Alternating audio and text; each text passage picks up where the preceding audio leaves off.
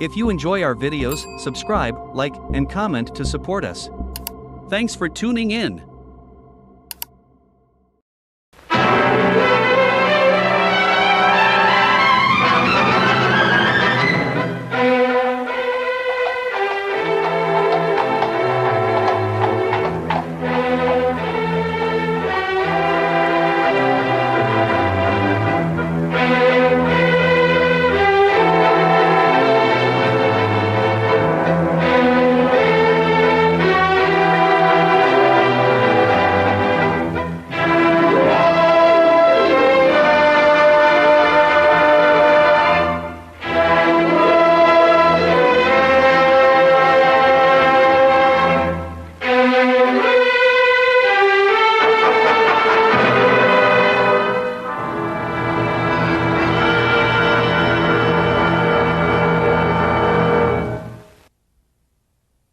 Mr. Holmes!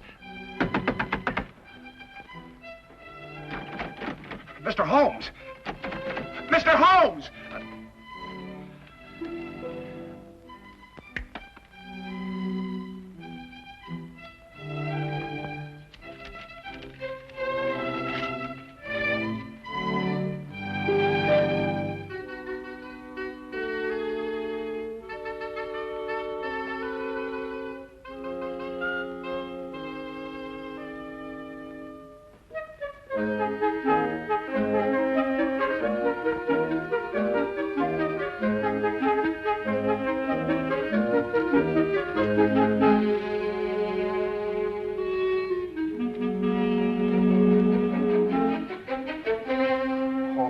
May the saints above see fit that he comes back in time.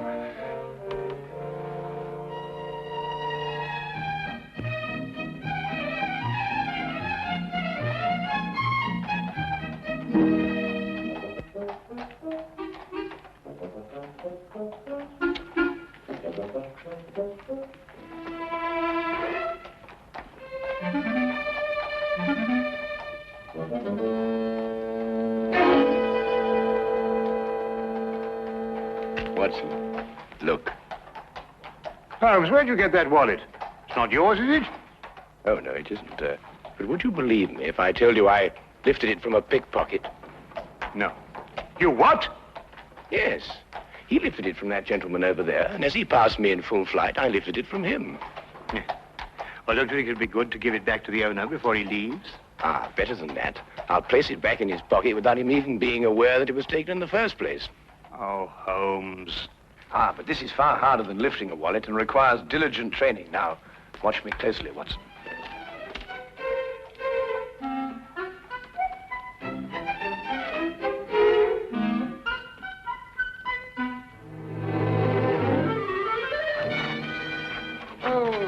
Police! Police! Hey, Watson! Watson! Hold on, Tim, I'll take the police! Hey, Watson! Police! Police! Hey, Watson! Hold on, Sure. I'll take the police! Police! Police! Hey, Watson! Hold on, Tim. Sure. You were very lucky. If Lestrade hadn't come into the office at that moment, you'd still be in prison. Well, I got it, something went wrong. Probably a little more practice was all I needed. I suppose you haven't considered the other alternative. Of behaving like a perfectly sane, normal human being. Instead of going absolutely mad all over the... What on earth? Well, who is he? An Irishman by the colour of his shirt and the shamrock in his buttonhole. I'd also conclude that he was a typesetter by the ink-stained condition of his fingernails. Look, Holmes, that's neither here nor there. The man is in our flat. Do you know him? I've never clapped eyes on him before in my life. Hey! Hey! I don't like to disturb you, but... Hey, what time is it? 4 o'clock. Oh, good. We've still got 8 hours. Look, if you're a human being at all, you'll be helping me, Mr. Holmes. My name is Watson. Oh. There's Mr. Holmes. Mr. Holmes, my name's Brian O'Casey, a man of propriety, poor as I am. Oh, and Mother, forgive me. I wouldn't be breaking in here this way at all, only I'm the most desperate of men. Yes, so I gathered from your note, Mr. O'Casey. You obviously shoved it under the door, ran away, and then returned, fearing I might have overlooked it, eh? Oh, well, the cat might have run off with it. Or a wee mouse. Oh, we haven't got a wee mouse here. Oh, well, you know what I mean. I didn't want to be missing you. not with £8,000 at stake. So I came back here and I let myself in so that I'd be waiting for you. Yes, well, that's most understandable, Mr. O'Casey. Now, perhaps you'd like to sit down and have a rest. Oh, thank you very much. Do you know something? My heart's beating like a trip hammer. Yes, I expect it is. You were saying something about £8,000. Well, that's the amount that's due to me. But unless I can get hold of Mr. Snowby midnight tonight, I'll not get a penny of it. Who is this man, Snow? Well, he's the man who's holding the last third of this ticket. You see, he's holding numbers 3 and 4. And without these, we can't... Just a minute, Mr. Casey. I realize that time is of the essence, and I should very much like to help you indeed. But perhaps you'll be good enough to start and tell your story right from the beginning. Oh. Yes, of course. But where does it begin? Now, perhaps it begins with this terrible feeling of homesickness I have. It came on me all of a sudden, and it got worse and worse until I couldn't look at anything that didn't remind me of me home in County Killarney. Well, anyway, I was walking along this lunchtime, and I saw this woman, Belle Rogers. And, well, you might have seen her yourself. In the Marylebone Road. May the saints punish me if I'm lying. She didn't know me at all. But she smiled at me. I wasn't taught to be a fool. I lit off as fast as my feet could carry me.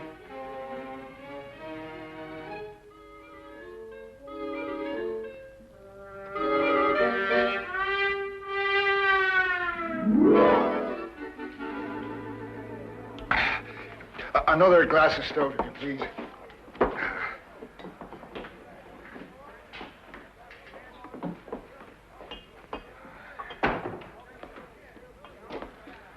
Brian O'Casey. I saw you in front of the bakery shop just now, but you got away before I could get your attention. Oh, hurry, Albert. What was the big rush? Oh, I'm telling you, Albert, a man has to look out for himself in this city. What do you mean? Look, as plain as I'm standing here, she smiled at me. Right out in public. Who? That's Irene in the bakery window. No.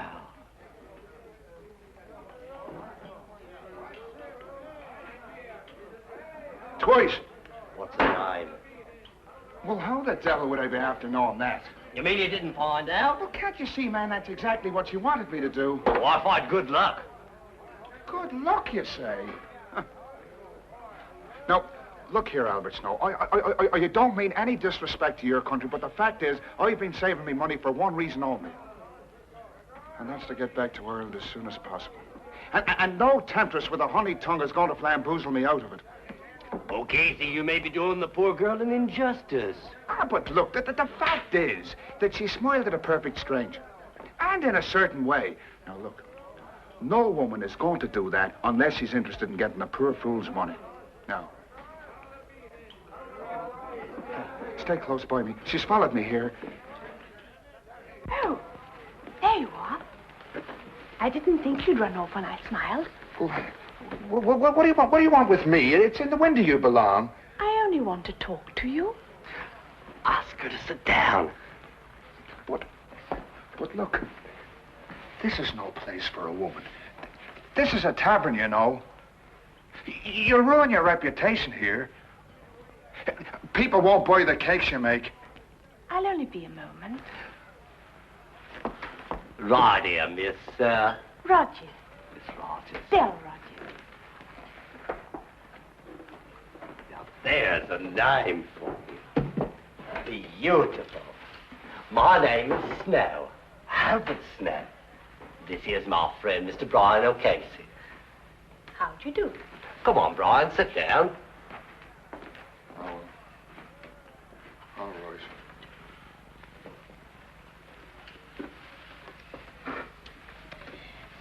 Now listen, Mr. O'Casey. Yes? Would you be willing to give me £1? You see, I told you so.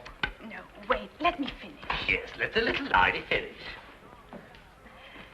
It's an investment. I'd like you to be my partner in something. What kind of something? A sweepstake ticket. A sweepstake ticket? Yes. I I've got one, and I'd like you to buy half of it from me.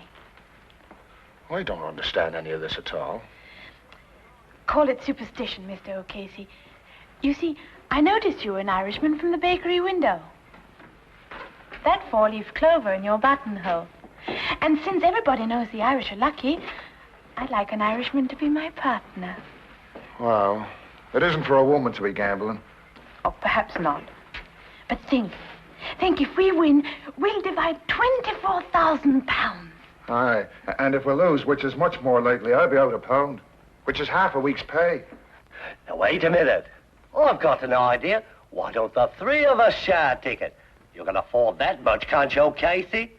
It'd be going against fate to turn down a gesture like that. Fate? It's kismet, Casey. But I've never won anything in my life. But all the better. The law of averages is on your side. Do you have the ticket with you, miss? Yes.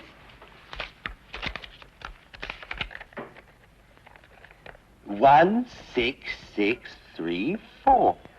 Does that sound like a lucky number, or doesn't it? Well, I suppose I could chance 13 shillings. That's the spirit.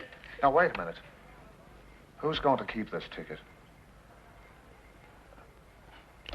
We could tear it up 3 ways, and each one of us keep a piece. That way, no one person would hold the ticket and be able to desert the rest. Now, that's fair. In order to cash in, we've all three got to come together again. Here, Casey, tear it in 3 parts. Well, now, look. We'll all have to keep our stubs in a safe place because if one of us loses his, all 3 of us would suffer. Right. Now, shall we seal the partnership? 1, 6, 6, 3, 4. No extra sweepstake tickets drawn. Lucky numbers listed. Extra sweepstake tickets drawn. Paper, sir. Lucky numbers listed. Extra sweep. You want a paper, sir? Yes, I think so. Extra sweepstakes tickets drawn. Lucky numbers listed. Get your midday paper. Sir. Please be here. I know other people want to win as much as I do, but I'm hoping so much to see the Swords of Ireland again.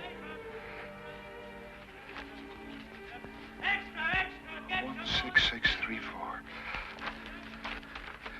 Oh.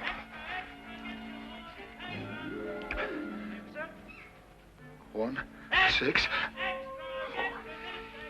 Oh, well, it's not the first one. Oh, well, maybe it'll be the second.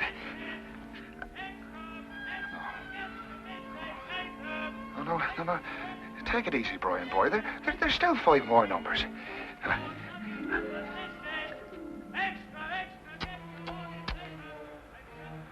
Oh,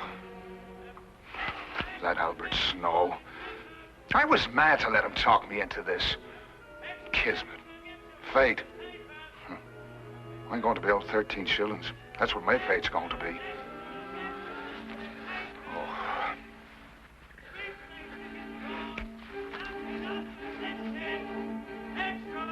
One, 6, 6, 3, 4. That's a number. That's a number. It's mine. It's mine. The sweepstake money's mine. Sweepstake money's mine. It's mine.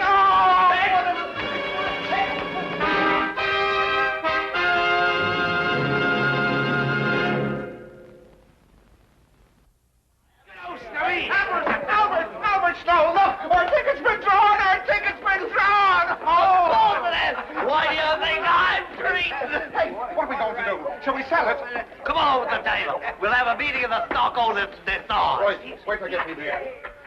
I knew it, Mr. O'Casey. I knew we'd be lucky. Don't know I was a fool not to be listening to you right off. It was like I said, O'Casey, kismet. Yeah. But sit down, everybody. Let's decide what our next step's going to be.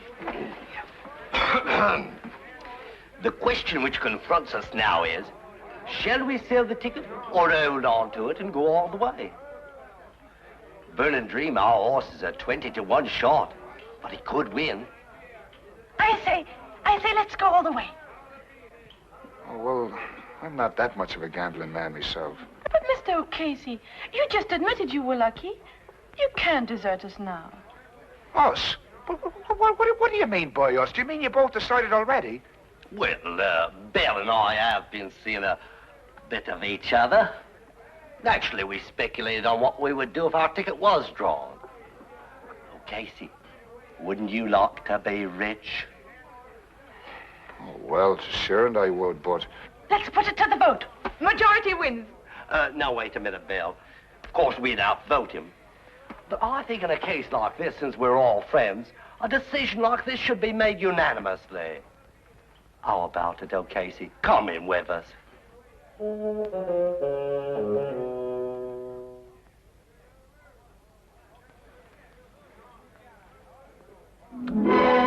It's a burning dream.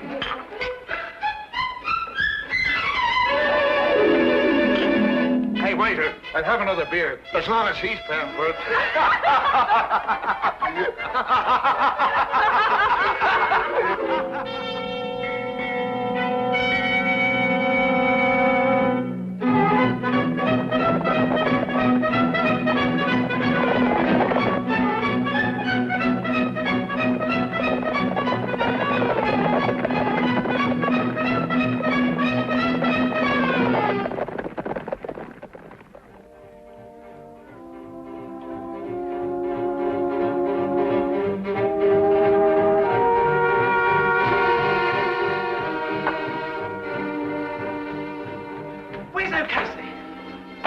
Burning Dream won!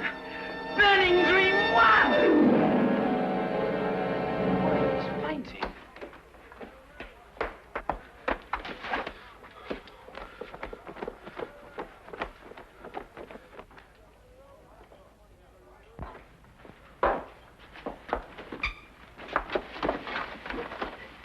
How do you feel? Did you hear? Burning Dream won. It's rich we all are. Yes. I heard. Where's Snow? I don't think he's coming.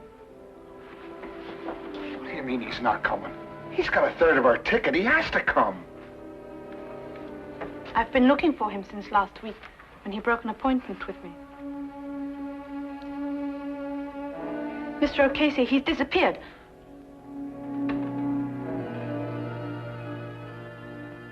Disappeared? Well, that was 10 days ago, Mr. Holmes. And disappear he has, right off the face of the earth. And a third of the ticket along with him. I see. And now you only have until midnight to find him, eh? Well, that's when the ticket becomes invalid. At midnight tonight, on the dot. Yes, yes. Well, that's serious indeed. I should say so.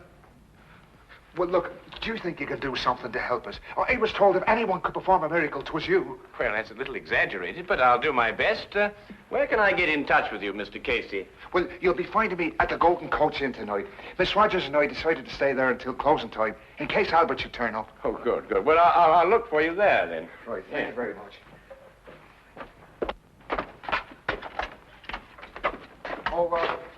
Mr. Holmes, I noticed you playing with those cards, and it didn't miss me glance that you made one disappear. Yes, yes. Well, it's not very difficult to know once you've got the knack. Oh, I imagine not, only I reckon the lights ought to be kind of low, because I saw you put one right there. Oh, yes, yes, that's right. Yes, well, a good day, Mr. Casey. Good day, Mr. Holmes, sir.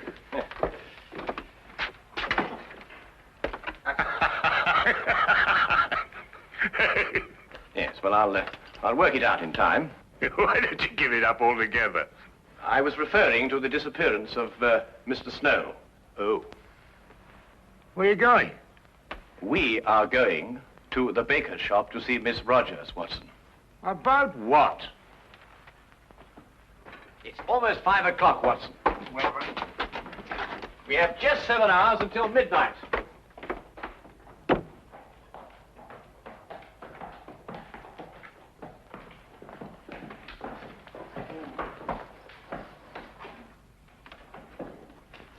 If I'm right, Watson, this won't take more than a minute.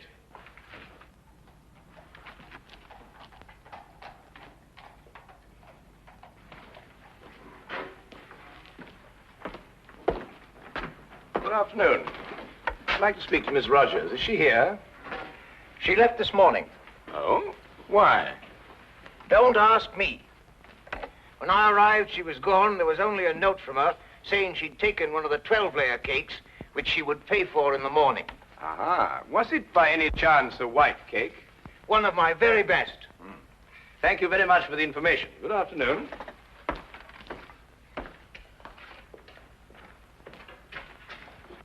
I was right, Watson. Drive on, cabby.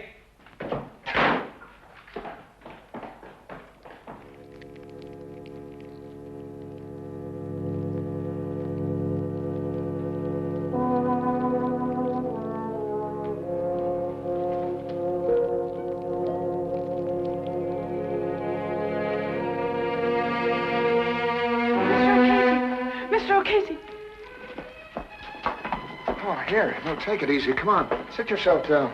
It's all right. Oh, what's the matter? What's happened? The police. They found his coat in the river. Albert's. Yes, it was all bloodstained and there was a bullet hole in it. Oh, no. And the ticket's somewhere at the bottom of the river.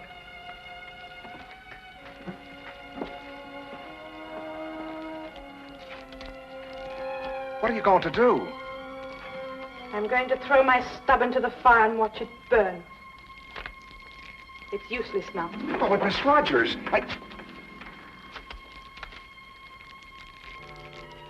There. Now give me your stub.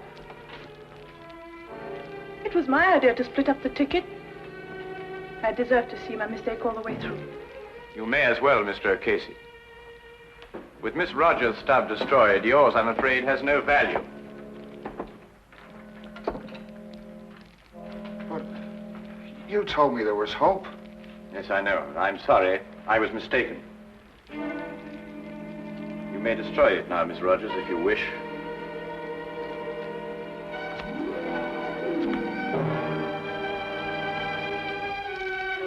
Now it's all finished and done with.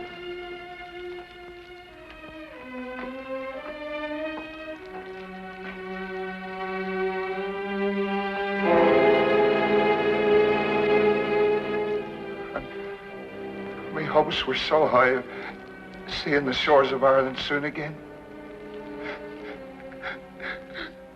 But now...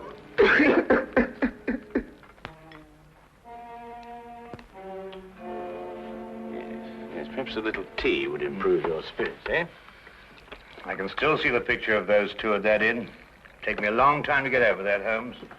Oh, I think you'll get over it sooner than you imagine.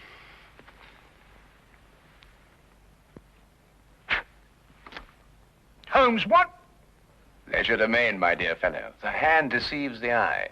This afternoon, after I left you, I palmed a piece of another sweepstake ticket on Miss Belle Rogers.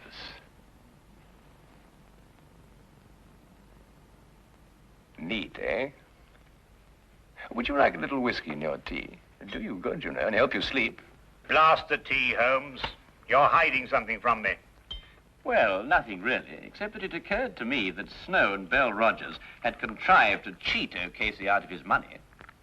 I was absolutely certain of this when we visited the baker's shop, and I found out that she had taken a large white cake. Well, what's that got to do with anything? A large white cake, very appropriate for marriage, don't you think, Watson? You think they were married? Or about to be. Yes, but that still doesn't tell me what kind of a scheme they had. Well, it was really quite ingenious. Snow would go into hiding, and at the crucial moment give the impression that he'd been murdered. Now, this was the cue for Miss Rogers to give up hope and throw her stub onto the fire.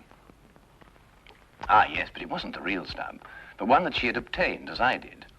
Now, very artfully, she would get O'Casey's stub from him and pretend to do the same. You mean she really kept O'Casey's stub and destroyed a dummy one? Exactly. Now, she and Snow would have had a complete ticket if I hadn't substituted a dummy of my own. Well, that's amazing, Holmes. Fantastic. Well, the whole thing makes sense now. Or does it? After all, you've no proof of anything. Your whole theory is just a series of inferences. If once your premise is wrong, the whole structure collapses. Naturally, my dear Watson.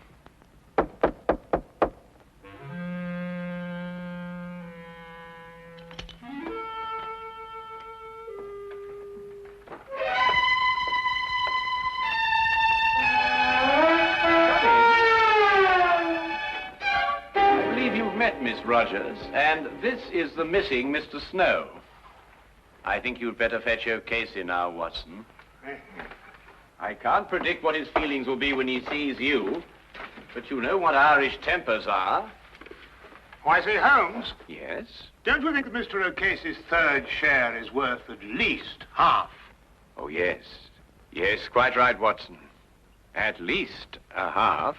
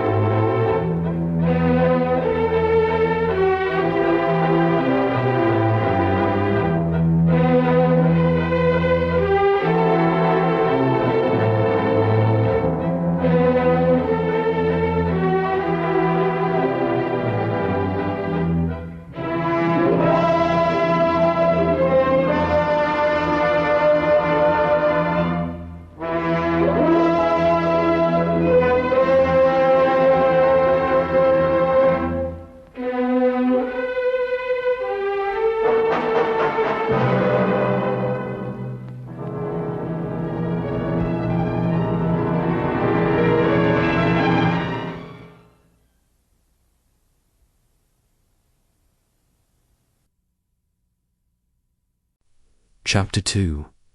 The Ashford Family Secrets.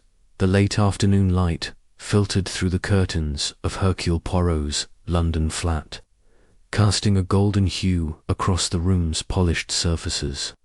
The fire had dwindled to embers, but the air remained warm, scented with the faint herbal trace of Poirot's morning teas. He sat in his burgundy armchair, a fresh cup steaming beside him, his posture as erect as a metronome.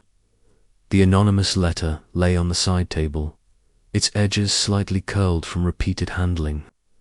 Poirot's green eyes, sharp and unyielding, flickered with anticipation as he awaited Captain Hastings' return from Wishwood. The village nestled near the Ashford estate. The little grey cells, as he liked to call them, were already humming, eager for the fragments Hastings would bring to fuel their dance. The door buzzer sounded, and Poirot's moustache twitched with a faint smile. "Precisement," he murmured, pressing the intercom. "Entrez, mon ami. You have kept me waiting long enough." Captain Hastings burst in, his face flushed from the chill October air and the vigour of his mission. His overcoat was dusted with the remnants of a country lane, and his notebook bulged in his pocket, promising a harvest of clues. "Poirot, old chap," he exclaimed, tossing his hat onto the rack with a flourish that narrowly missed a porcelain. "Figurine, Wishwoods, a gold mine of gossip. You won't believe what I've dug up." Poirot raised a hand, his expression a blend of amusement and reproach. "Calm, Hastings. Enthusiasm is admirable, but it must not trample order. Sit and recount your findings with precision. Begin at the beginning and omit nothing." Hastings settled into the chair opposite, his energy barely contained. He pulled out his notebook, its pages creased and ink-stained, and flipped it open. "Right then. I took the noon train to Wishwood, as you suggested. Charming little place, Gobold. Streets, a pub called the Black Swan, and a church with a vicar who's got eyes like a hawk. I started at the post office, figuring they'd know the comings and goings of Ashford Hall." Poirot nodded, his fingers steepled. "A wise choice. The postmaster is the village's pulse. What did you learn?"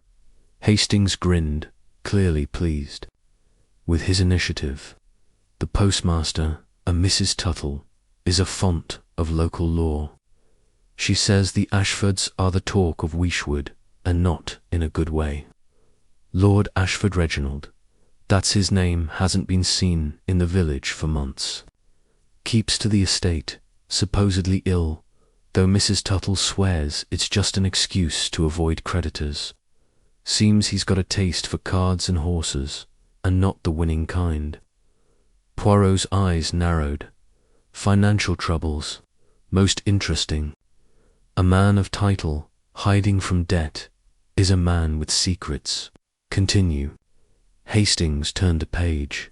Lady Margaret, his wife, is another story. She's a cold fish, according to the locals. Runs the estate like a general, but rarely speaks to anyone outside her circle. The publican at the Black Swan chap named Willis's. She ordered a case of French wine last month, but haggled over the price like a fishwife. Not the behaviour you'd expect from a lady of her station. Poirot's moustache quivered. A discrepancy in character, perhaps, or a sign of strain. The wine, it is a detail to note luxury amidst ruin, and the children, Charles and Eleanor.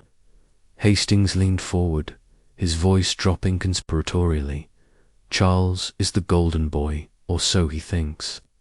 Ambitious, always in London, rubbing elbows with bankers and politicians. Willis says he's been seen with some shady typesmen in sharp suits who don't belong in Weeshwood. There's talk he's trying to save the family fortune, but nobody's sure how. As for Eleanor, she's a bit of a ghost. Rarely leaves the estate, spends her days painting or reading. The vicar, Mr. Langley, says she's kind but distant, like she's carrying a weight. Poirot's fingers tapped a slow rhythm on the armrest. A family fractured, each member with their own burdens. Charles, the schemer, Eleanor, the recluse, Lady Margaret, the iron hand, and Lord Ashford, the fading patriarch. But what of the disturbance I asked you to seek? A departure, a scandal. Hastings' eyes lit up. Here's the juicy bit. Mrs. Tuttle let slip that a servant girl, Clara Henshaw, vanished from Ashford Hall about 3 months ago. Worked as a housemaid, young, pretty, well-liked. One day she was there, the next poof. Gone without a word. The official story is she left for a better position in London, but nobody in Wishwood buys it. Clara was local, born and bred, and her family's still in the village. They haven't heard from her since. Poirot's gaze sharpened, his mind seizing the thread. Clara Henshaw, a disappearance, unremarked, yet whispered about. This, Hastings, is no coincidence. The letter speaks of a great wrong, and this Clara may be its heart. Did you speak to her family? Hastings shook his head. Not yet. Mrs. Tuttle said Clara's sister, Mary, works at the bakery. I thought I'd check with you before. Diving deeper, the village is buzzing about Clara, though. Willis at the pub reckoned she knew something she shouldn't. Said she was seen talking to Charles Ashford the day before she vanished, and not in a friendly way. Poirot leaned back, his eyes half closed, as if peering into a mental kaleidoscope. A servant girl, privy to secrets, arguing with the ambitious son. This is the scent we follow. Clara Henshaw did not leave of her own accord, I think. She saw or heard something dangerous, and this Charles, he is at the centre, perhaps. Hastings frowned, flipping through his notes. There's more. The vicar mentioned a strange visitor to the estate, a week before Clara disappeared. A man, not local, arrived in a sleek motor car. Stayed one night, left before dawn. Nobody knows who he was, but the servants were on edge after. Mr. Langley overheard them talking about trouble brewing. At the hall, Poirot's smile was faint but triumphant. A visitor, a disappearance, a family in disarray. The tapestry begins to form. Hastings. This man, this stranger, he is a shadow on the board. We must learn his role. But first, Clara. Her absence is the key that unlocks the door. He rose, moving to his writing desk with the precision of a clockmaker. From a drawer, he retrieved a fresh sheet of paper and began to jot down instructions, his pen moving with deliberate grace. You will return to Wishwood tomorrow, Hastings. Seek out Mary, Clara's sister. Ask what Clara said in the days before she vanished, any fears, any confidences. Be gentle, mon ami. Grief makes the heart fragile. And then find the butler of Ashford Hall. A butler sees all, hears all, and speaks little. He will know of this visitor, and perhaps of Clara's quarrel with Charles. Hastings nodded, scribbling the orders. The butler, think he's hiding something. Poirot's eyes gleamed. Everyone hides something, Hastings. The butler, let us call him. The gatekeeper of secrets will have seen what others miss. His loyalty to the Ashfords may bind his tongue, but you, with your charm, will loosen it. Hastings chuckled, pocketing his notebook. Flattery, Poirot. I'll do my best. Anything else? Poirot paused, his gaze drifting to the letter on the table. Observe the mood of the village. Is there fear? Suspicion? The letter's writer is close to the Ashfords, I am certain. They may be watching, waiting for a sign that their plea has been heard. Note any who seem overly curious about your inquiries. Hastings stood, retrieving his hat. Right, I'll be on the early train. Should I wire you with updates? But only if the matter is urgent. Otherwise, return with your findings. The mind of Hercule Poirot requires the full picture to paint its masterpiece. Tone was light, but his eyes were serious, already weaving the threads Hastings had brought into a pattern only he could see. As Hastings departed, the flat fell silent, save for the soft ticking of the mantel clock. Poirot returned to his armchair, the letter in hand. Clara Henshaw's disappearance was no mere coincidence. It was the crack in the Ashford facade, the first glimpse of the great wrong the letter promised. Charles Ashford, with his ambition and questionable associates, was a likely architect of deceit. But the stranger in the motor car, the whispers of trouble, the hidden rider, they were pieces of a puzzle still taking shape. Poirot sipped his tisane, its warmth a quiet comfort. The rain had returned, a gentle patter against the windows, but his mind was far from the London gloom. He pictured Ashford Hall, its grand halls echoing with secrets, its servants moving like ghosts, its family bound by pride and peril. Clara Henshaw, he mused, had stumbled into a truth too dangerous to bear.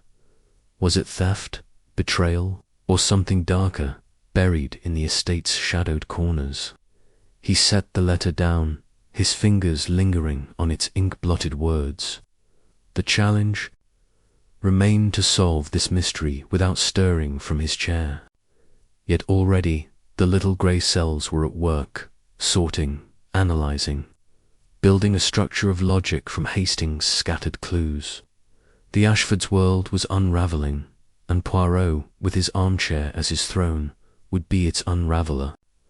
Clock struck 5, and Poirot smiled. The day had been fruitful, the mystery's edges sharper than before.